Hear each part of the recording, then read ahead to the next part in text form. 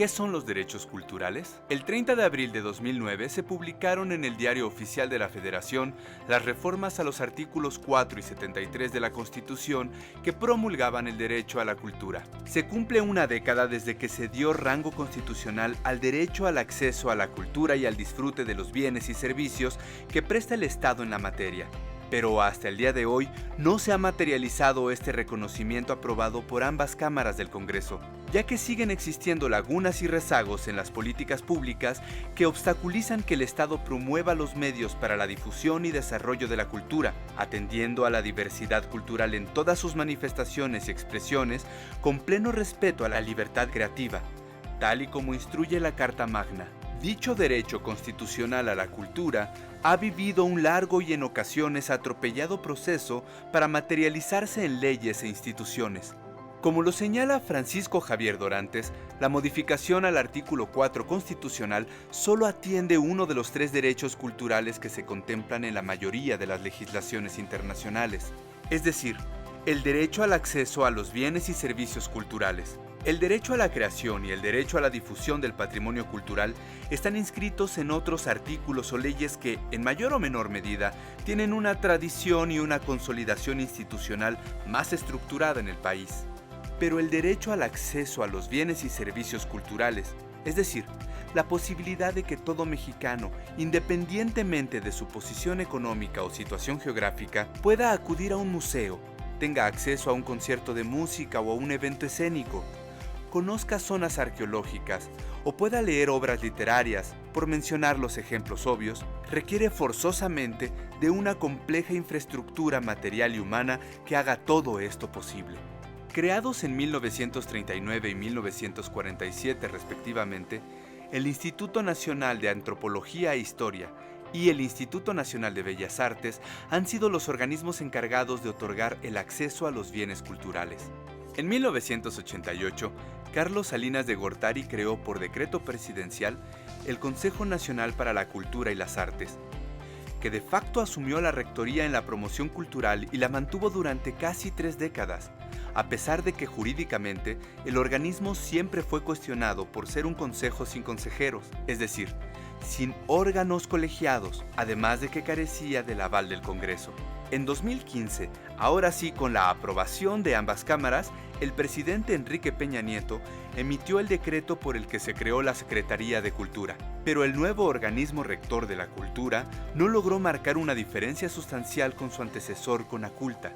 De entrada, tuvo que pasar un año para que el Ejecutivo publicara, el 8 de noviembre de 2016, el reglamento interior de la Secretaría de Cultura, que da facultades al titular del organismo para dirigir y coordinar las políticas de la Secretaría de Cultura, así como establecer las políticas de desarrollo de las entidades paraestatales sectorizadas a dicha Secretaría y conducir la política nacional en materia de cultura. Aun cuando la Secretaría y su reglamento daban la legalidad que adolecía el Conaculta, en los hechos, su papel no tuvo modificaciones sustanciales, y menos si se piensa ante las exigencias que imponía la reforma al artículo 4 constitucional sobre el derecho al acceso a los bienes y servicios culturales. Pasó otro año y fue hasta 2017 que el Congreso aprobó la Ley General de Cultura y Derechos Culturales, la cual regularía el derecho a la cultura que tiene toda persona en los términos de los artículos 4 y 73, esto es, para que promueva y proteja el ejercicio de los derechos culturales y establezca las bases de coordinación para el acceso de los bienes y servicios que presta el Estado en materia cultural.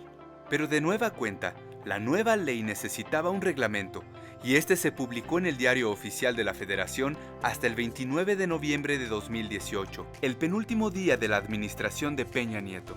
El reglamento de la Ley General de Cultura y Derechos Culturales no solo fue aprobada de último minuto, sino que algunos miembros del Consejo Redactor criticaron que el proyecto final fuera una versión light de lo que habían preparado. Cuantitativamente, este argumento se sostiene ante el hecho de que, aun cuando se habían propuesto más de 100 artículos y una treintena de derechos culturales, al final quedaron plasmados en la ley solo 22 artículos y 8 derechos culturales. De acuerdo con el reglamento publicado, toda persona a título individual o colectivo tiene derecho a 1. Elegir su identidad cultural. 2. Conocer su propia cultura y el patrimonio común de la humanidad. 3. Elegir libremente identificarse con una o varias comunidades culturales. 4. Negarse a ser asimilado a una comunidad cultural. 5. Acceder y participar en la vida cultural a través de las actividades que libremente elija. 6. A una formación que contribuya al libre y pleno desarrollo de su identidad cultural. 7. La libertad de expresión, que incluye la expresión artística, la libertad de opinión e información y el respeto a la diversidad cultural. 8. Al desarrollo cultural de las comunidades a las que pertenece. La Ley de Cultura y su reglamento también dedican un capítulo al programa de asignación de vales que mandata la Secretaría para que convoque a las autoridades desde los 3 órdenes de gobierno, así como a los sectores social y privado, a participar en dicho programa. De acuerdo con esta normativa, los vales de cultura buscarían apoyar a proyectos culturales comunitarios y a la realización de actividades culturales y artísticas. Este programa fue incumplido durante el último año de la administración de Enrique Peña Nieto y sigue siendo letra muerta con la presidencia de Andrés Manuel López Obrador. Los vales de cultura no aparecen en ninguno de los proyectos del actual gobierno, y menos aún la colaboración con el sector privado. Si se compara la legislación vigente en México con postulados y legislaciones iberoamericanas, sale a la luz que existe rezago importante en cuanto a los derechos culturales. La Declaración de Hangzhou, colocar la cultura en el centro de las políticas de desarrollo sostenible, adoptada por la UNESCO el 17 de mayo de 2013, es clara en la urgencia de garantizar los derechos culturales, el acceso a los bienes y servicios culturales, la libre participación en la vida cultural y la libertad de expresión artística como elementos fundamentales para forjar sociedades inclusivas y equitativas. Se debe promover un enfoque de la cultura basado en los derechos y el respeto por la diversidad cultural y lingüística dentro de las políticas y los marcos legales nacionales y regionales, incluida la consideración de las minorías, el equilibrio de género y las preocupaciones de los jóvenes y los pueblos indígenas específicos. La declaratoria, por ejemplo, señala que los valores y prácticas culturales, incluidos los de las minorías y los pueblos indígenas, deben integrarse en los programas educativos y de comunicación y deben protegerse y recibir el reconocimiento adecuado. También plantea el vínculo entre educación y cultura al señalar que la alfabetización cultural en las escuelas es una parte integral de la educación de calidad y debe desempeñar un papel importante en la promoción de sociedades inclusivas y equitativas. Se debe brindar un apoyo especial a los programas culturales que fomentan la creatividad y la expresión artística, aprenden de las experiencias del pasado y promueven la democracia y la libertad de expresión, así como también abordan los problemas de género, la discriminación y los traumas resultantes de la violencia.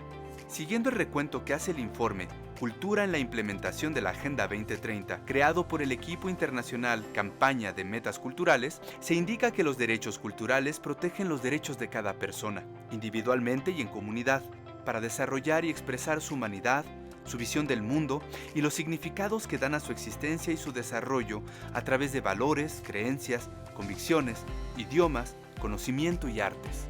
En su estudio Derecho Constitucional Cultural Iberoamericano, Raúl Ávila Ortiz recuerda que por derecho cultural debe entenderse el subsistema de normas jurídicas que regula actividades relativas a la educación, la universidad, la ciencia y la tecnología, los derechos de autor, el patrimonio cultural, la promoción cultural y de las artes, los medios de comunicación, el derecho indígena, la promoción de las culturas populares y los símbolos nacionales. Luego de evaluar un grupo de 19 constituciones de países iberoamericanos, Ávila Ortiz ubica 4 derechos culturales que sistemáticamente se mantienen en todos los países: derecho a la educación, derecho universitario, derecho a la promoción artística y cultural y el derecho al patrimonio cultural. Otro problema adicional al momento de pensar en derechos culturales no solo está en las limitaciones que plantea la legislación mexicana frente a normatividades internacionales, sino en los escasos mecanismos de implementación que ofrece una democracia que no ha logrado integrar adecuadamente a la ciudadanía más allá de los procesos electorales. Lourdes Arizpe señala que la democracia se fortalece en la medida en que existe participación ciudadana, pero esta no es suficiente, ya que debe incidir en la dinámica institucional. Para ello, se requiere dotar al Estado de nuevas posibilidades que, en la actualidad, parecen lejanas por su debilitamiento ante intereses particulares como los financieros y de mercados internacionales. Para evitar que continúe en ese camino abierto, en parte por la globalización, se requiere un proceso de apropiación de las instituciones del Estado, que además fortalezca la confianza ciudadana hacia ellas. Si llevamos esta discusión al plano de los derechos culturales, resulta urgente visualizar que una democracia no puede subsistir si la ciudadanía no desarrolla un sentido de pertenencia y apropiación de las instituciones del Estado, y fortalecerla implica reducir la distancia entre gobierno y ciudadanos, particularmente en el ámbito local. En este sentido, habría que preguntar qué esfuerzos está realizando la naciente, pero también debilitada Secretaría de Cultura para reducir la distancia entre gobierno y ciudadanos.